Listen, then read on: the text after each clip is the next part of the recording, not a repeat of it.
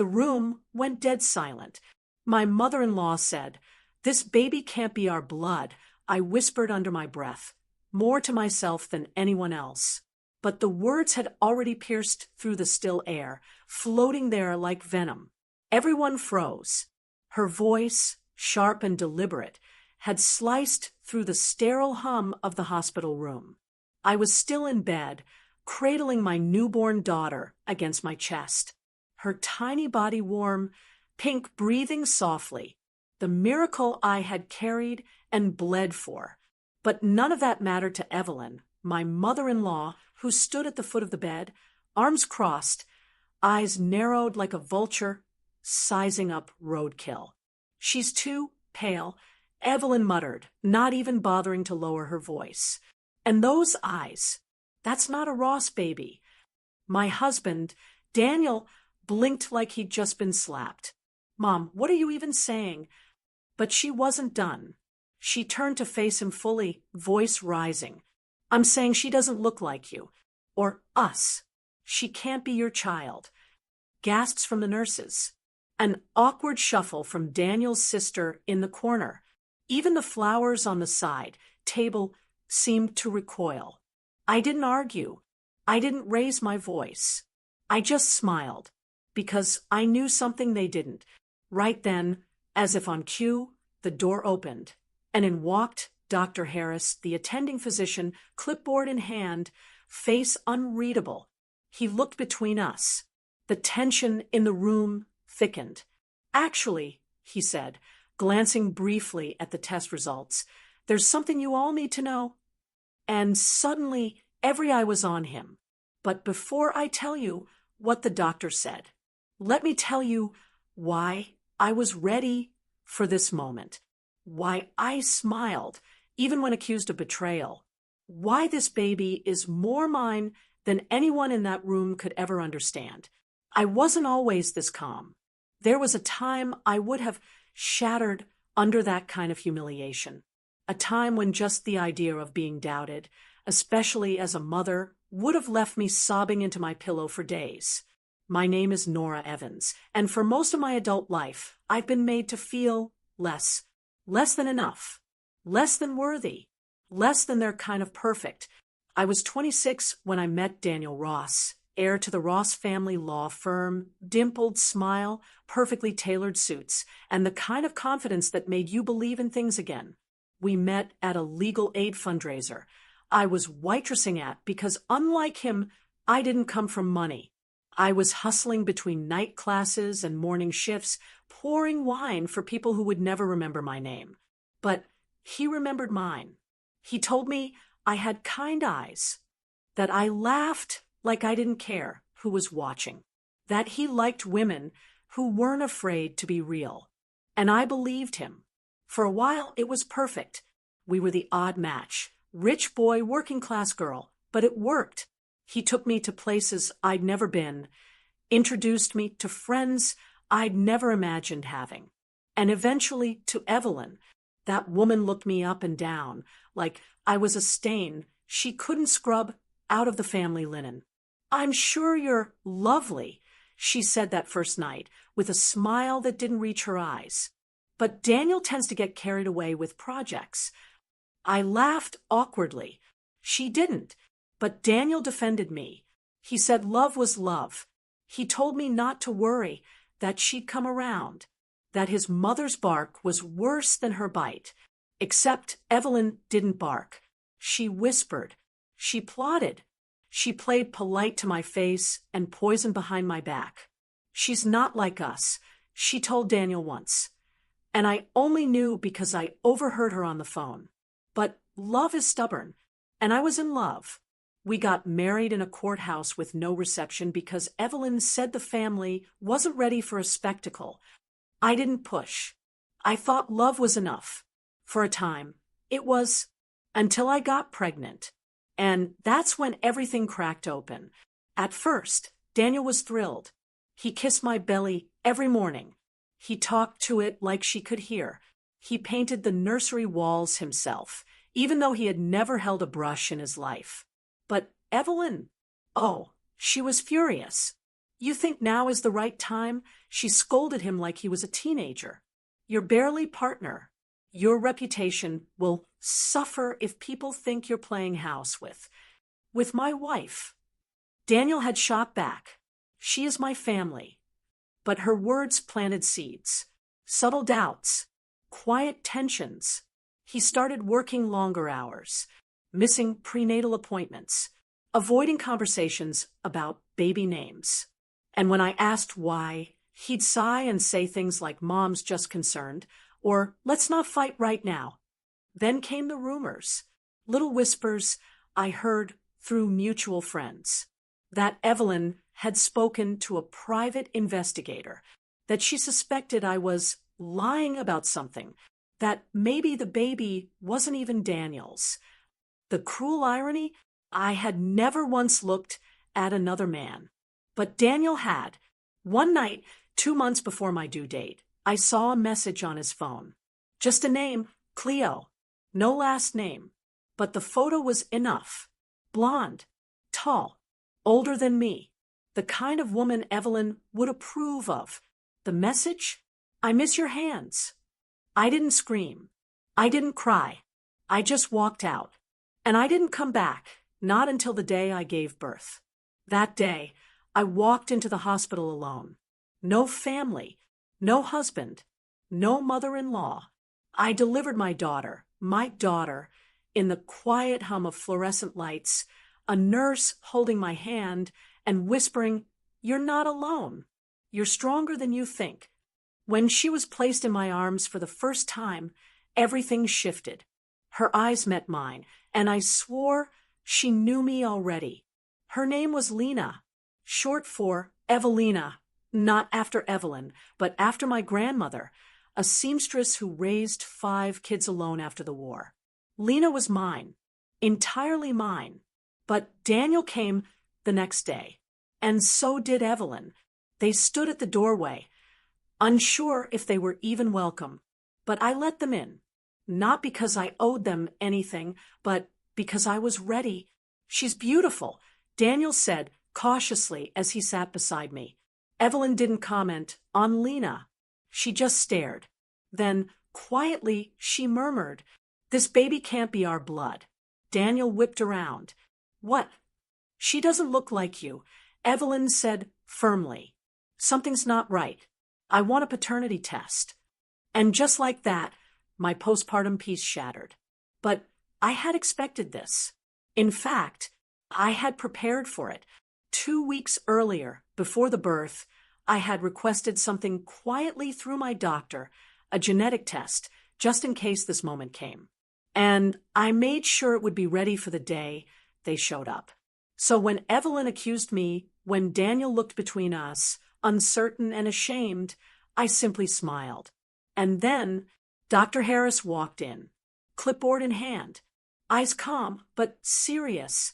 "There's something you all need to know," he said. He paused, the kind of pause that makes people forget how to breathe. Then he turned to Evelyn, and what he said next would change everything. "There's something you all need to know," Dr. Harris said again, firmer this time, letting the weight of it settle. Evelyn's arms crossed tighter. Daniel leaned forward in his chair, confusion painted across his face. I stayed still, my hand resting on Lena's chest, feeling her tiny heartbeat. Steady, certain, Dr. Harris flipped the clipboard around and handed it to Daniel. "These are the genetic compatibility results you requested. Maternal match confirmed, as expected, and paternal match," he looked directly at Evelyn, "also confirmed. There's no doubt. Lena is biologically yours, Daniel, 99.99%. A long pause. Evelyn's mouth opened slightly, but no words came out. For once, her voice had failed her. Daniel looked down at the paper, scanned it twice, his lips parting. She's mine." I almost laughed. "Yes, Daniel, she's yours. She always was," I said quietly, but there was steel behind my words.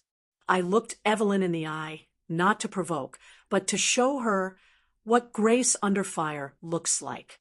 You tried to rip apart the only thing in this room that was pure. And you were wrong. But the room was already unraveling. Daniel had stood up, paper trembling in his hand, as if he didn't know whether to hug me or collapse. Evelyn! She simply turned, muttering, "This doesn't make sense," and walked out without another word. She couldn't face the truth. But that wasn't new, because the truth is, Evelyn had never wanted me to belong, not to her family, not to her world, and definitely not as the mother of her grandchild. But Lena changed everything. There's something about holding your child at 3 a.m. in a quiet apartment, alone with the city sleeping around you, that rearranges your soul. She became my anchor, my lifeline, my reason. When I left Daniel for good, Lena was barely a month old. I didn't take anything except a diaper bag, my documents, and a worn backpack of baby clothes. I didn't even leave a note, because I knew if I stayed, I'd be swallowed up again by gaslighting, guilt, Evelyn's manipulation, Daniel's half-hearted apologies. We moved into a tiny studio apartment in a less-than-perfect part of town. The kind with peeling paint, a shared laundry room, and neighbors who played music too loud. But it was ours. And every creak in the floorboard, every drafty window, felt like freedom. I worked remote jobs, virtual assistant gigs, transcription, ghostwriting resumes for strangers at midnight, while Lena slept in a laundry basket beside my desk. It was messy, exhausting, beautiful. We survived on peanut butter sandwiches and dollar store ramen some weeks.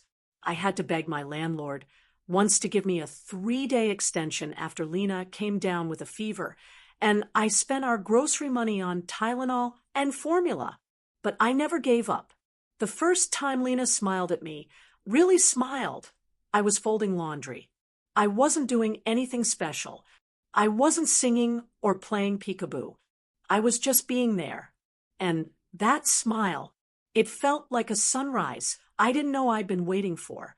As the months passed, I watched her grow from a fragile, swaddled bundle into this vibrant, curious little force of nature. She had Daniel's dimples, yes, but her spirit, her stubborn fire, that was all me. And in those early years, it wasn't just Lena who grew. I did too. I started therapy. It wasn't easy. I had to apply for a community grant to get access. The first session, I sat on a scratchy couch across from a soft-spoken woman named Janelle and said, "I'm here because I forgot how to breathe." She didn't even flinch, just nodded and said, "That's a good place to start." Week after week, I peeled back the layers. The years of being told I was too emotional. The guilt for not being more put together. The way Evelyn had made me feel like a parasite, even when I was the one holding everything together behind the scenes. I realized I had been trying to prove my worth to people who never intended to see it. That was the hardest pill to swallow. But Janelle once told me, "You don't owe anyone your survival story, but you do owe yourself healing." So I kept going. At night, while Lena slept beside me, I poured myself into freelance projects. One day, a client asked if I could write a blog post about single motherhood. I hesitated. Then I wrote it, raw, honest, no sugarcoating. It went viral. Thousands of shares. Emails from women across the country. Some said, "Thank you for saying what I couldn't." Others said, "Your words saved me from going back." I began writing regularly, parenting columns, emotional essays, even fiction based on my own scars. I wasn't rich, but for the first time in years, I felt seen. One afternoon, Lena, now 3, sat on my lap while I edited a piece titled, "Raising Daughters in the Shadow of Patriarchy." She pointed at the screen and said, "That's me?" I nodded. "That's you, baby." She looked proud, like she knew her tiny existence had started a revolution.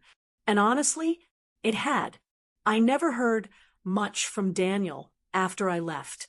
Once I got a terse email from him that said, We should talk custody, but nothing ever came of it.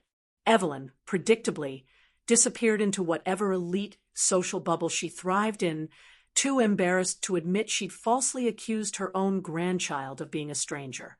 But I didn't need them anymore.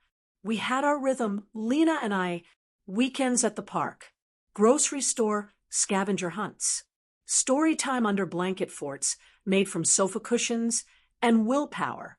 One night as I tucked Lena into bed, she asked, "Mommy, do daddies always go away?" I froze. "No," I whispered. "Not always. Some stay, some don't. But the ones who matter, they show up." She nodded like she understood more than she should have. Then she said, "You always show up." That broke me. I kissed her forehead, tucked her in tight, and cried silent tears in the hallway, not from sadness, but from the kind of gratitude that only comes after surviving heartbreak. By the time Lena was 5, she had become my mirror. Strong-willed, kind, fiercely observant. She would call out strangers for littering. She once told a boy at the playground, "Don't push girls. We're powerful." And one spring morning, I got an invitation in the mail. From Daniel. He was getting married. To Cleo, the woman from the text. The wedding was in 3 weeks. Formal attire. Ceremony at a vineyard. Reception to follow. At first, I laughed. Then I noticed the handwriting on the envelope. It wasn't Daniel's. It was Evelyn's. A handwritten note was tucked inside. It would be inappropriate to attend, but we believe Lena should be there. She is, after all, part of the family. You can bring her. We'll cover her dress and transport. Please consider this a peace offering. Peace. From the woman who called my baby a stranger? From the man who stopped showing up? I stared at that note for hours. Then, without thinking, I asked Lena, "You want to go to a wedding?" She blinked. "Will there be cake?" I smiled. "Probably." "Then yes," she grinned. I should have known that moment would lead to something none of us could have expected, because Lena wasn't just attending that wedding. She was going to walk into the lion's den and turn the entire story upside down. The sun was too bright that day, the kind of glare that makes everything feel hyperreal, too vivid, too exposed.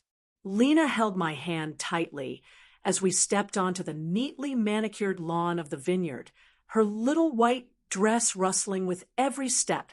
She had insisted on wearing a tiara. "I want to look like a strong princess," she'd said that morning. I didn't argue. We were surrounded by luxury, flower arches, string quartets, guests in expensive heels sipping champagne. It was beautiful, yes, but it wasn't ours. It felt like stepping into someone else's dream, one I had been locked out of long ago. People turned when we walked in. Some smiled politely. Some whispered. I recognized a few faces from Daniel's law firm, a few of Evelyn's country club friends. One woman raised her eyebrows at me and mouthed, "You came?" I didn't respond. I wasn't here for them. I was here for Lena. Daniel saw us from across the crowd. For a moment, he froze, mid-conversation, glass in hand, then slowly walked over. "Nora," he said. "Daniel." Lena let go of my hand and ran to him. "Hi, Daddy." He looked surprised, not at her enthusiasm, but at how much she had grown. His eyes welled up for a second before he scooped her up in his arms. "You're so big," he said, almost to himself. Lena beamed. "I'm 5 now." He nodded, swallowing hard. "Thank you for coming," he said to me, not meeting my eyes. "I'm not here for you," I replied gently. She wanted cake. He almost smiled. Then Evelyn approached. Of course. Hair perfectly styled. Pearls glinting in the sun. The same cold eyes. But this time, she looked nervous. "Hello, Nora," she said. I nodded. She bent toward Lena. "You look lovely, darling." Lena gave a small, polite smile, then leaned in to whisper, Are you the grandma who said I'm not real? Evelyn flinched, like she'd been slapped. I said nothing. Neither did Daniel, because there were no words to undo what had already been done. The ceremony was lavish. White roses everywhere. Cleo in a designer gown, walking down the aisle like a scene from a magazine. Daniel waiting at the altar with a practiced smile. But all I saw was Lena, her legs swinging as she sat beside me, staring wide-eyed at the ceremony. She was too young to understand the weight of this moment, but not too young to feel it. When they kissed, Lena clapped because everyone else did. And then came the reception. And that's where it all unraveled. The reception hall glittered with chandeliers and gold-rimmed glasses. Waiters in tuxedos floated past carrying hors d'oeuvres. A string quartet played something elegant and forgettable. Then the MC tapped the mic. And now, a few words from the bride's new family. I tensed. Evelyn stood up. Of course. She walked slowly to the mic, glass in hand, looking every bit the gracious matriarch. Her voice, practiced, steady. I just want to say how proud I am of my son. Daniel, you've always had such potential. And Cleo, what a blessing you are to this family. A woman of grace, poise, integrity. I felt the words hit like small, pointed knives. Then she turned toward the crowd, voice lilting. I once feared Daniel would settle for less, that he'd be pulled into something beneath him. But today, I see that he has chosen wisely. He's chosen light after a long, dark chapter. The room chuckled politely. I didn't blink, but Lena did. She turned to me slowly. Mommy, what does she mean? Before I could answer, Evelyn added one last line.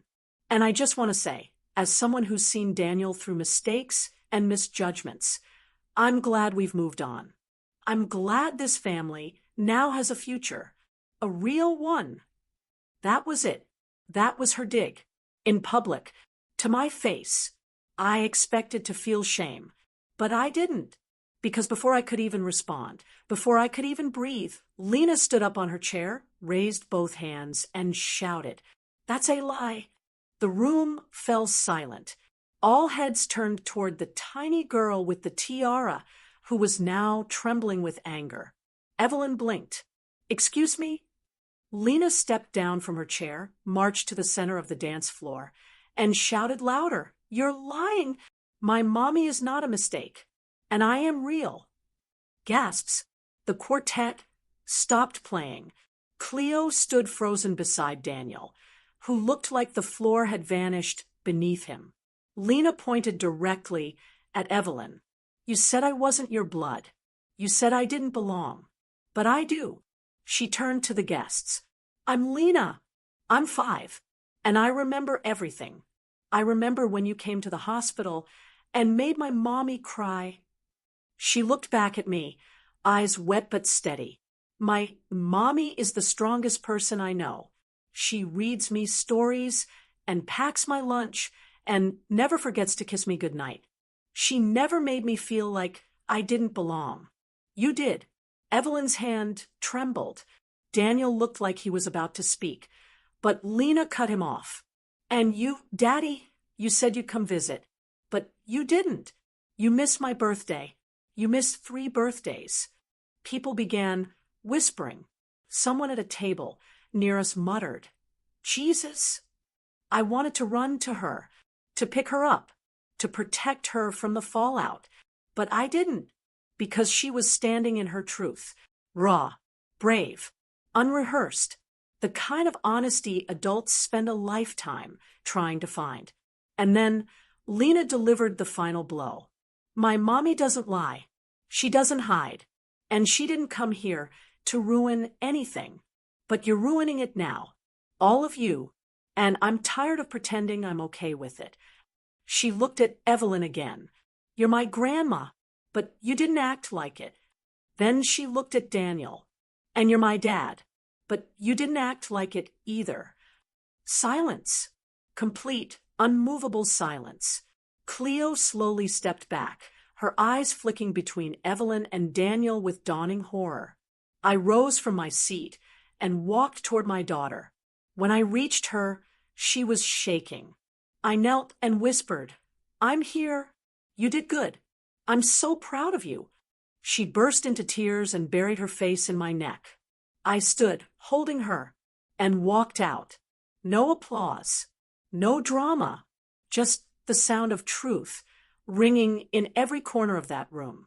Back at home that night, Lena fell asleep curled against me, like always. I sat on the edge of the bed and watched her breathe. There was no anger left in me, just peace. Not because I got revenge, but because my daughter saw the truth and chose to speak it. Because she chose me, and I chose me too. The next morning, my phone didn't stop buzzing. Texts, emails, voicemails, even a few calls from unknown numbers. I ignored them all. Then came a message from a former friend of Daniel's. Just one sentence. She told the truth. We all saw it. No denial. No gaslighting.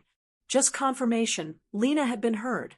Maybe not by the people who mattered most at the wedding, but by someone. And that was enough for me. We spent the day quietly. Pancakes for breakfast.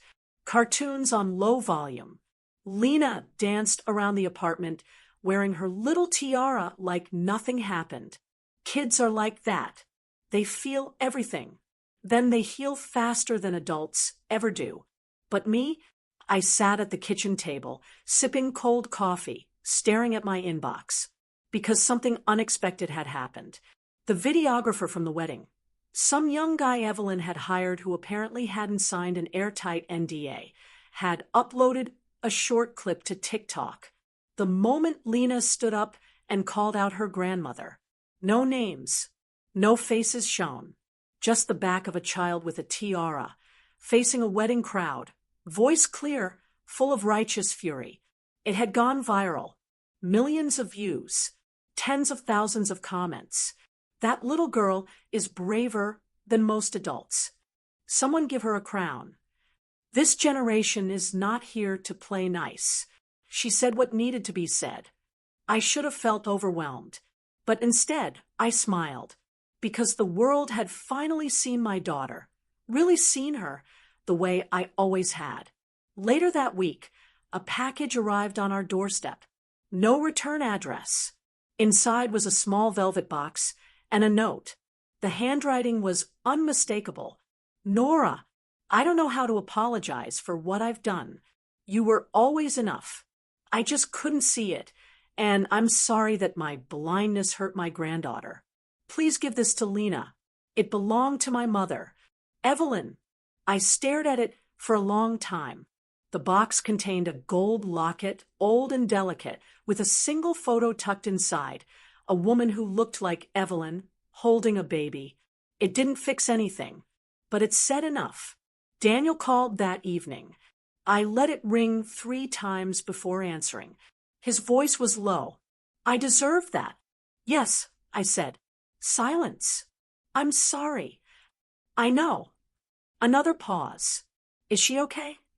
She's better than okay. She told her truth. You should try it sometime.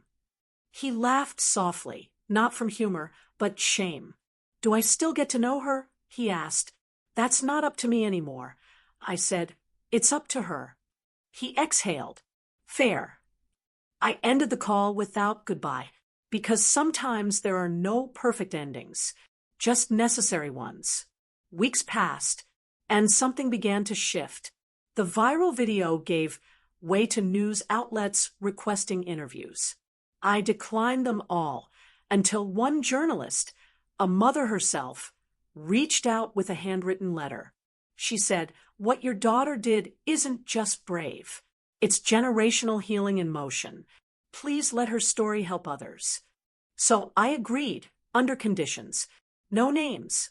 No faces, just the message. The story went live. The girl in the tiara, a 5-year-old stand for her mother's truth. It spread like wildfire.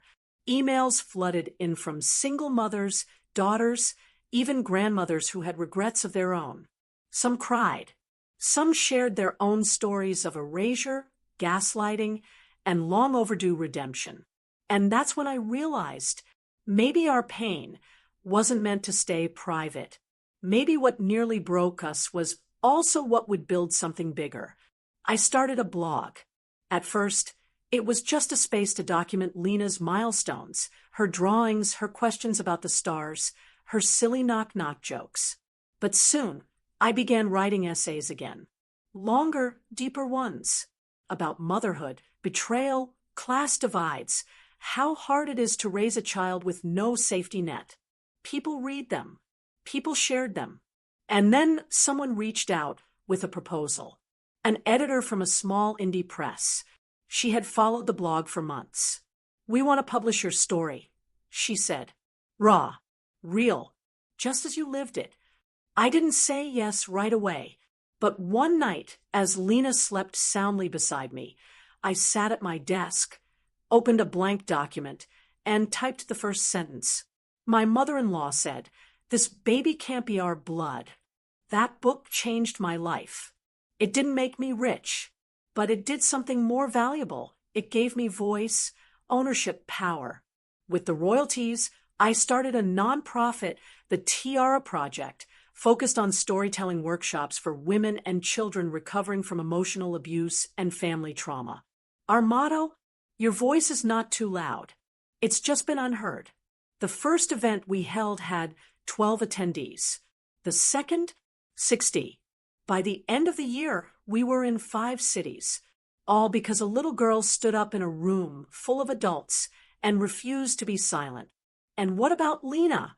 She grew stronger every day. At 7, she joined the school's debate team. At 8, she told me she wanted to be a judge, the kind that listens with their heart.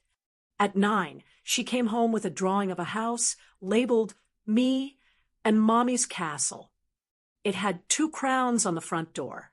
Then came the final moment, the one that still lingers in my soul like a soft chord. It was a quiet Sunday morning, rain tapping gently on the windows. We were in the kitchen. I was frying eggs. Lena was coloring at the table. Out of nowhere, she said, "Do you think Grandma ever really loved me?" I didn't lie. I think she tried, but she didn't know how. Lena nodded slowly. Then, "Do you think I was wrong for yelling at her?" I turned off the stove, knelt beside her, took both her hands. "No," I said, "you weren't wrong.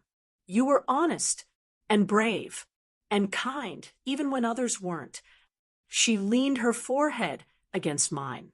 "Good," she whispered, "because I still love her, but I don't want to be quiet about things that hurt." Tears welled in my eyes, not from sadness, from pride, from awe, from the sheer, overwhelming beauty of watching my daughter grow into everything I had once been told I couldn't be. So here we are, years later, still healing, still building, still loud. The world can say what it wants. Families can fracture, rebuild, apologize too late. But one truth will always remain. When my daughter stood up in that room, full of polished lies and rehearsed toasts, she didn't just defend me. She reminded all of us that silence is never the answer. She reminded me that I didn't lose everything. I gave birth to it,